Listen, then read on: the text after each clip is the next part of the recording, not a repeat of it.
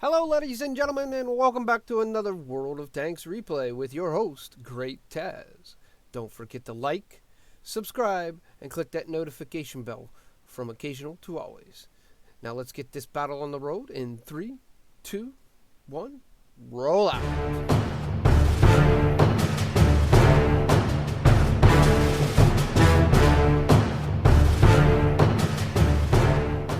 Hello, ladies and gentlemen. Welcome back, your host GreatTaz, to another World of Tanks replay. Today we have the honor of watching Dr. Fracture, I believe, in his UDES 14.5.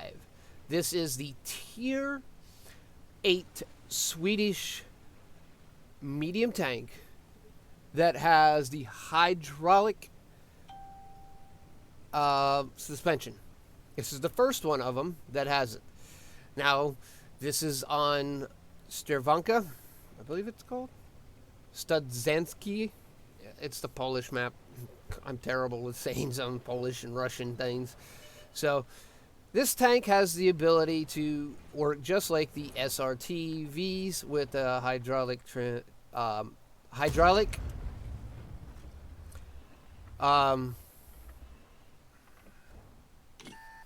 oh my goodness gracious, gotten a brain fart. Alright, we're going to sit here and watch him for a second as I get my mind in order. It has the hydraulic suspension, like the STRVs, but this is an automatic version. Once you go below 10 kilometers an hour, forward or backwards, it engages, and then once you hit above 20, it disengages. Alright, so it has that ability to be really good. Another thing about these tanks is they have a really good frontal slope. And with that hydraulic suspension, they can take a ridge really well. All right, as you can see here, the Doc is trying to get some side shots from the very north. He notices that the AMX 1357, that Tier 7 super tank, I like to consider it, because it fires one round every second and then only has like a 10-second reload to reload 8 rounds, and has real decent penetration. But we're not watching the AMX 1357. We are watching the UDES 14.5. All right, here we go. As you can see, he's trying to get a good shot in on this. Ooh, that was a nice shot there, Doc. Good one. He's trying to get a good shot in on the S1 there. And it waits patiently to get that shot where he thinks it's going to go, and RNG is with him, and he gets a good hit right on the IS. So now he's in a position where he's not got a lot of to do. He sees that nice little AMX, waits until his target auto locks, wait till his target is on the target again, and then fires and puts a good damage shot into him. Now, this tank has APCR for standard and gold rounds, and then of course you got your standard HE. An HE round there would have been really sufficient, considering the 1357 has like, under 20 millimeters of armor, and I'm pretty sure the HE rounds, which we can go ahead and take a quick peek at. Right, if I can find my mouse, it's running around. Has 53 pen, so that'd be an almost automatic pen. So he sees that the 1357's peeking back up. Now, as of right now, the teams are pretty even. If you look at everything going on, his team, Doc's team, does have more hit points left, even though they are 2 kills apiece. All right, GW Panther shoots, and I think he was more looking at the spick than he was Doc. And so Doc just doesn't move. He just takes the hit. Now Doc is still looking around. He's looking for that 1357. All right. He was hoping that 1357 would peek up and, he could get a good quick shot into it and then take off down the hill. As you can see, Doc already also has his first mark of excellent on this tank. That would be the gold ring on the barrel. So that's a good thing. And he's probably trying to work on, ooh, there he spotted the 130. Not sure if he spotted, but he's going to get out of there. He was. He was hit by the 1357, and the 130, which is not a good thing because they were both in the rear of the tank.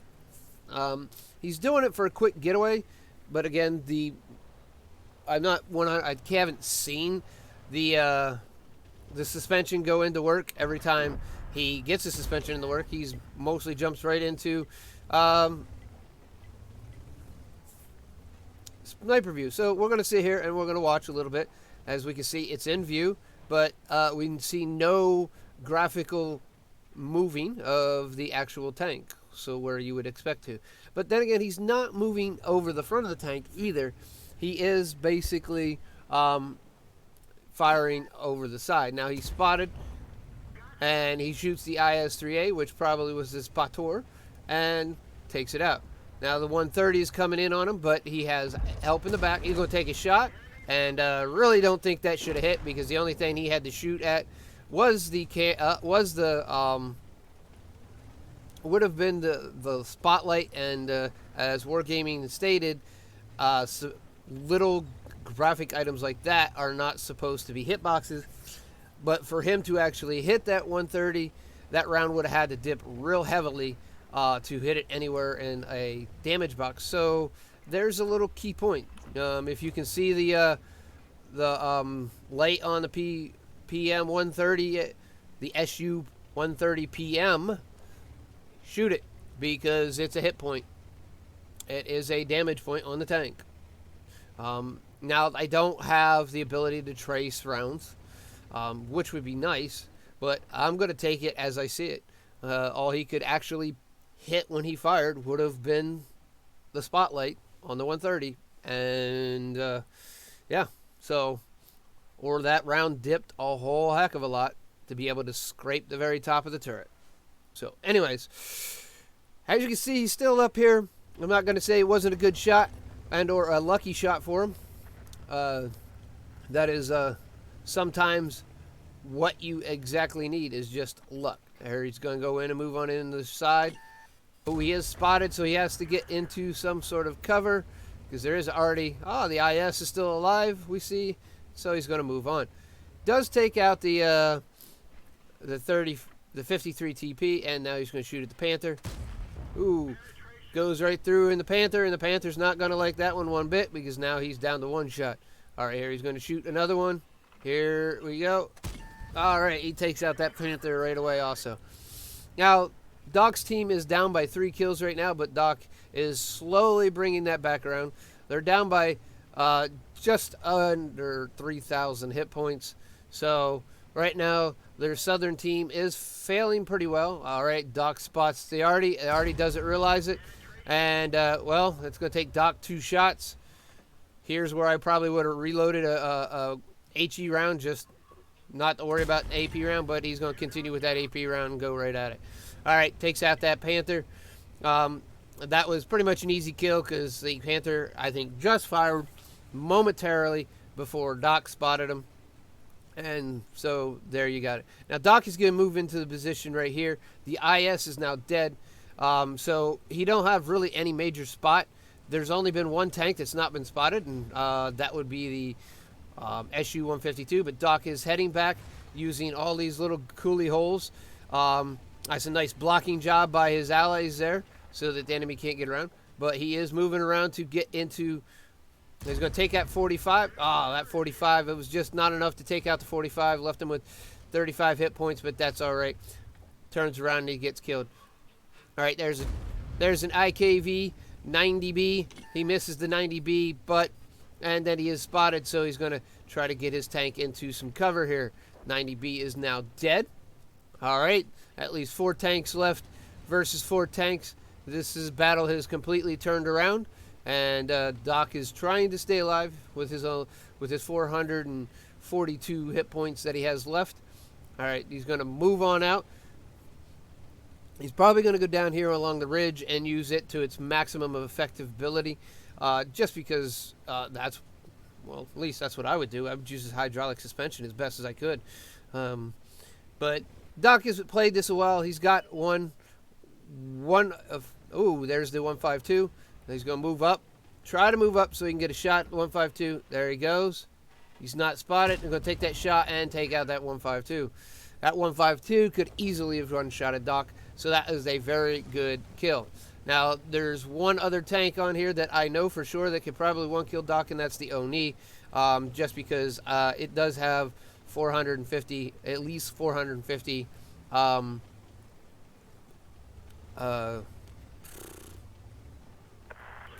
I'm having a brain fart again. There, Doc is teaming up with the T-29. Both of them has to survive for this to work. T-29 is in the back of the field. There is the 45 TP. All right. Not sure who spotted that, but the 45 TP does have sixth sense, because he realized that he was spotted, he starts charging to hide. All right, Doc shoots, but does miss, unfortunately, there. Doc is spotted, but he doesn't have to worry about artillery anymore, so now he can slowly just, peek up when he needs to and take a shot. He does still have to worry about that Centurion 5-1 and the Oni, because they are not currently spotted, but are somewhere last spotted directly south of him. He got an idea where the 45 is. He's keeping his barrel turned towards the 45 so that when it pops up, he can quick look over there and take a peek. But he's also trying to move up a little bit here and a little bit there in attempts to actually spot the 5-1 and the Oni, which neither is working out to his really liking. I mean, he does have pretty much most of his side of the field covered in view range. So if they come out in the open, there's the Centurion 5-1 is respotted up in the north. Ooh, Doc's got a line of sight. He's going to fire. And that would be a miss, unfortunately. That 5-1 is still alive. He knows where the 5-1 is now. The 4-5 is respotted. Doc takes a second shot to where the Centurion 5-1 was, and it's no bueno. Now Doc's moving. He knows that the Oni's somewhere, but he's not sure where. Last time it was spotted, it was down in the south in the village along the road in the south. So he doesn't want to actually show too much of his tank to this guy because he doesn't want to end up dead. And the T-29 is also trying to hide because he doesn't want to end up dead either. But the T-29 is still at full hit points, so he can take a few shots from all the tanks. Matter of fact, he can take one shot from each of the tank and still survive with his 1,200 hit points. All right, so the T-29 is still you staying in cover, spotting, and Doc move back along the line. He figures that the 130 has a decent spot. He's going to try to take a shot. Nope. 45 realized it was spotted and took to a quick retreat. Now Doc is in a good position, but he just has to wait till that 45 to actually peek through and shoot. That we'll have to see if it was a hit when that 45 reappears. All right, Doc is moving up again, as you can see here. He's trying to hold this line. He's trying to stay in the middle. Now it is a 3-on-3 battle again. Still, it's quite even. Only 200 hit points in difference. And Doc did hit the 45, and he's going to peek up, take another shot at the 45, and then the T-29 is also going to put him around into him. Doc is going to be reloaded here momentarily, so he's going to peek up and take that shot. Ooh, through the track into the tank. That round really dipped, really big. Now there's a Centurion 5-1. He does have a better Cent 5-1, knows where Doc is, and takes a pop shot. Now that means the Oni also knows where Doc is, but no one knows where the Oni is currently. Now 130 looks like he's moving south. His teammate in the 130 slowly looking for that Oni. Doc, the Oni is now spotted, which is a good thing for Doc because it only has 2 hit points. All he has to do, shoot. Ooh, that's a nice shot. A little faster than he probably would have liked, but Doc takes that Oni out very well, and all that's left is the 5-1. All right. He's trying to get the T-29 to actually do something. Doc can actually take 2 rounds from the 5-1.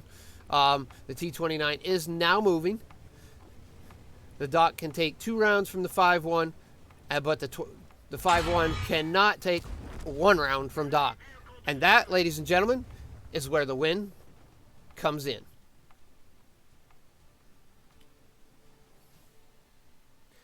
So as you see, sometimes it just takes that I'm going to take the hit and go. Doc got 9 kills and 4,459 known damage. So let's go ahead and move on over to WattRecords.com today and see how he did. All right, here we have it. All right, Doc, like he said, kind of a little goofed right here. He typed in UDES UDES 15 4. It's actually the UDES 14-Alt 5. No problem, Doc. We know what you meant. All right. Guy comes out with an Ace Tanker badge, and that Ace Tanker badge comes from his 1,600 base experience. Now, this is probably going to be one of the higher base experience games out there. So, probably looking at 12 to 13 to actually hit an Ace Tanker. Doc did really good, especially with an 11,600 WN8. He also gets Fire for Effect.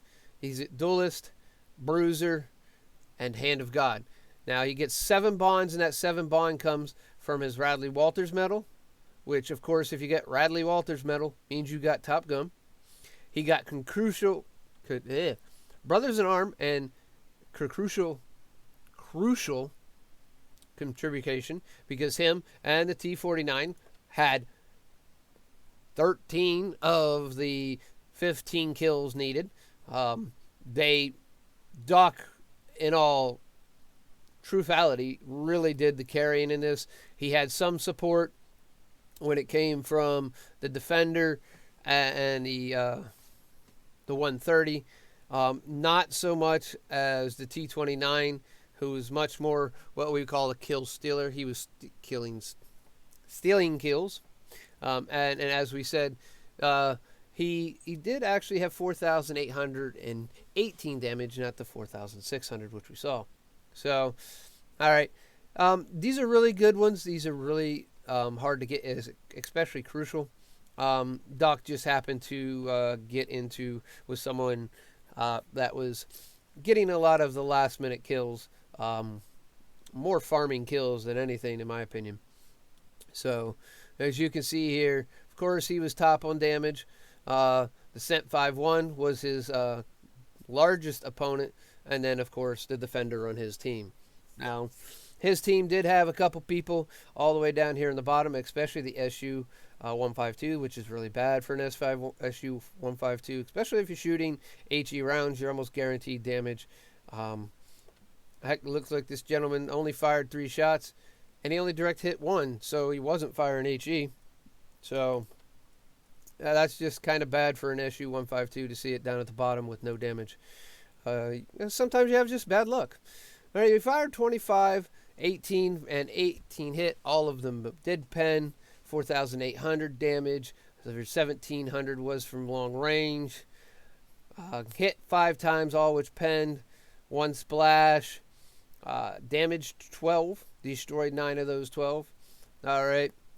It wasn't with a premium account, and he would have earned another 21,000 credits if it was. But, you know, we all can't afford to have, you know, nice premium accounts, so Doc, don't worry about that. But, again, this would be some good experience going right up onto that tier 9. And that's what we're hoping you're going for. So, overall, ladies and gentlemen, Doc did a really good job. Thank you, Doc, for uploading this to Watt Records. I enjoyed this video, and it did give me a little chance. I haven't got a chance to play any of these tanks, but it did actually give me a chance to see one played. With that all being said, I would like to say, if you like this video, please give it a thumbs up. If you did not like this video, please give it, and think it deserves it, go ahead and give it a thumbs down. If you're not a subscriber, please do take a minute to subscribe. I think I put out some decent content, and I've been told by multiple people that have seen my content, that's how things, that I actually do a decent job. A pretty good job has been the words I've been. Not outstanding, but pretty good. I'm still learning. I'm still trying to figure all this stuff out. And with a job that, you know, I'm working 50 hours a week every week, it kind of cuts my time with. And there's a lot going on in real life. And plus, being a member of a National Guard unit, which means I lose 1 weekend every month to that. So my time in gaming is cut down little, so I do a lot more videos like this one. So, anyways, with that being said, and as I said earlier, that's stuff, folks, and exit stage.